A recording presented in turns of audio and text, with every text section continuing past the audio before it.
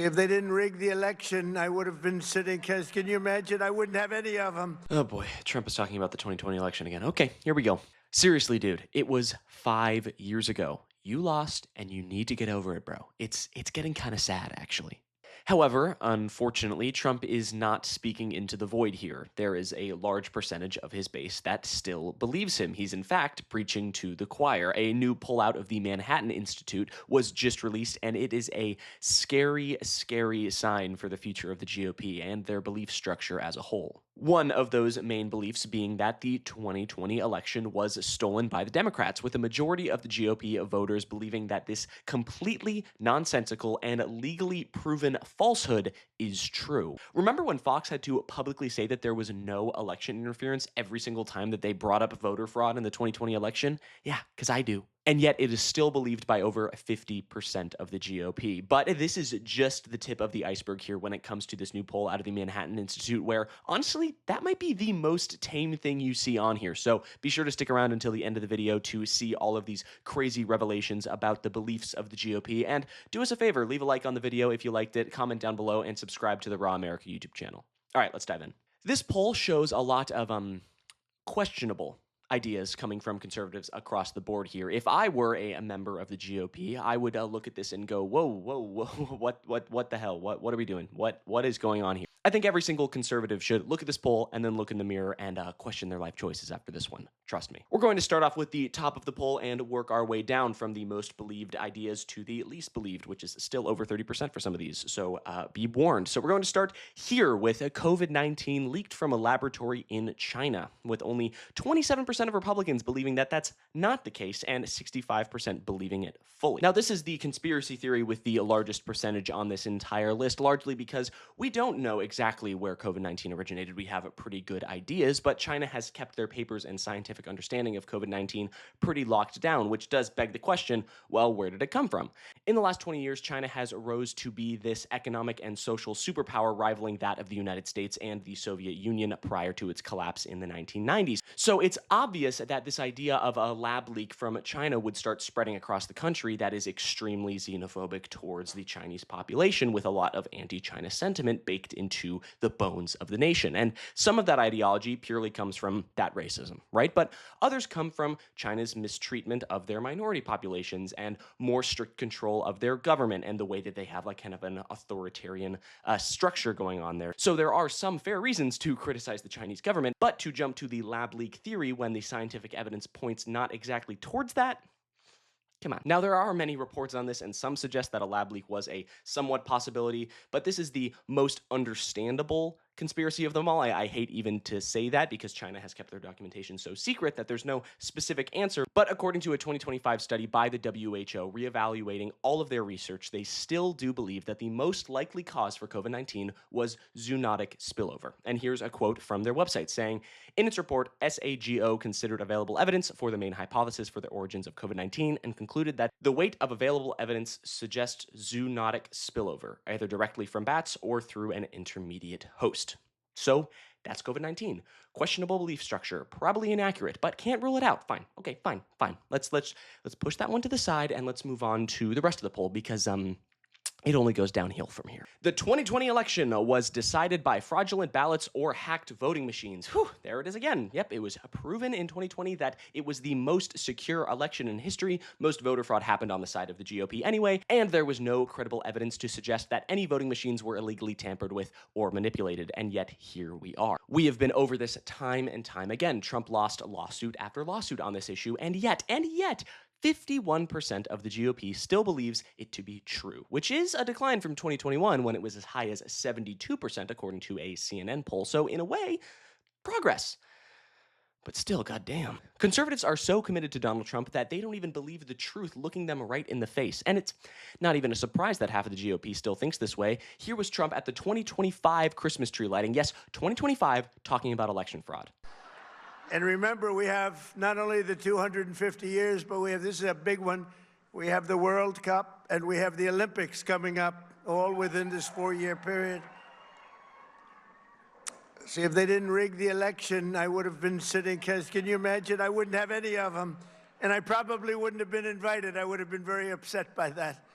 Okay, so we have over 60% believing COVID-19 came from a lab, over 50% believing that the 2020 election was stolen, and now we have, yeah, next up on the list is 9/11 was an inside job with 40%, 41 to be exact. Oh, brother. So yeah, 41% of the GOP believes that the 9/11 terrorist attacks were carried out by additional actors beyond just Al-Qaeda or other Muslim extremist groups, likely orchestrated or permitted by the US government. Whew, okay. In the face of extreme tragedy, people often look to anything to find some semblance of understanding or a better idea of what has happened, right? There is zero credible evidence that the federal government had any involvement orchestrating the 9/11 terrorist attacks. A lot of this ideology comes from the past. The US government did arm fighters in Afghanistan. They funded the Mujahideen and militia groups that became ISIS and Al-Qaeda. They did this as a way to support freedom fighters in these countries, largely in a response to oil being found in the region, but also as a way originally to push back against the USSR, the United States' arch enemy. And the United States did utilize the 9/11 attacks to invade Iraq when there was no credible evidence that there were weapons of mass destruction or that the government of the country orchestrated the attacks in the first place, and same goes for Afghanistan. And that war did lead to hundreds of thousands, if not millions, of people dead in Iraq and millions displaced around the entire region. Now, some believed that the United States wanted to do this anyway, so they orchestrated the attack to give them this leverage, but again, there is no proof that the United States government was involved or orchestrated in the attacks on 9/11 in any single way. However, if you can believe it, this poll gets even worse. Coming in at 37% of the GOP, they believe that, quote, the Holocaust of Jews in Nazi Germany was greatly exaggerated or did not happen as historians describe. Over a third, almost 40% of the GOP believes this to be true. 40%. That is the power of propaganda right there. The Holocaust went from the greatest evil orchestrated by man in all of modern time to, it's not as actually bad as they say it was. It's actually over-exaggerated. What are we doing? This belief is largely found amongst the younger demographics of the GOP and largely online. This ideology has always been around, unfortunately, but it is growing in the internet age, and when you have the likes of Nick Fuentes saying things like this, it's a scary precedent. Max says, if I take 1 hour to cook a batch of cookies and Cookie Monster has 15 ovens, working 24 hours a day, every day for 5 years, how long does it take Cookie Monster to make 6 million batches of cookies? I don't know. That's a good question. Certainly, oh, no. It doesn't really sound correct to me. Wait a second. I don't know. It certainly wouldn't be 5 years, right? The math doesn't seem to add up there. A Cookie Monster analogy for the Holocaust. And 37% of the current GOP agree with that. What are they doing over there? This fantasy land, this conspiracy tunnel is dangerous and extreme. And you have the likes of Nick Fuentes profiting off of these people's ignorance to a situation, and now there are millions of people in the country who believe that the Holocaust was exaggerated or did not happen the way historians describe. I got home in the spring and I was like, Mom, Dad, Hitler was awesome. Hitler was right. And the Holocaust didn't happen. It's horrific, it's anti-Semitic at the base level, but it's also just downright stupid, okay? The Nazis were extremely diligent in their record keeping. That's how many of them were caught after World War II, and there were records of everything. The numbers are there, the facts are there.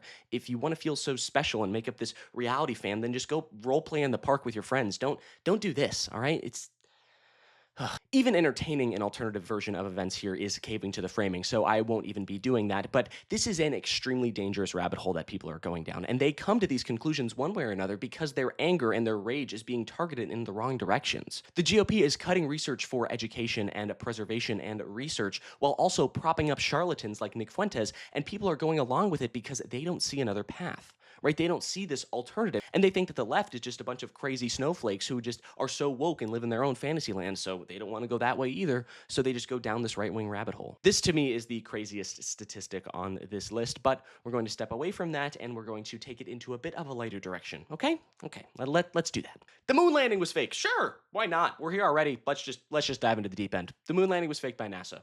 Okay, yeah, why not? Bit of a palate cleanser. Sure, because not believing the moon landing is, it is what it is, right? 36%, by the way. 36%. Wow, that's something. Like, what do they think happened? Is it still like the Kubrick theory that he directed the whole thing and like the astronauts were underwater and the bubbles in the air? That's the last thing that I heard about this. I didn't even know this was still a conspiracy theory at this point, but it is. So that's pretty interesting to see. The final poll statistic here is honestly surprising. I thought it would be higher, or I guess that the ones above it would be lower, but we're here in this reality, so this is what we've got. 33% of the GOP believe that childhood vaccines cause autism, with a 19% of them being unsure. There is, of course, no credible link between vaccines and autism, and yet here we have RFK, the Secretary of Health and Human Services, saying this. For many years, I was saying not one of the 72 vaccines mandated for children has ever been safety tested in pre-licensing placebo-controlled trials, not one. Tony Fauci was saying he's lying. Autism went from 1 in 10,000 in my generation, according to the CDC data, to 1 in every 34 kids today.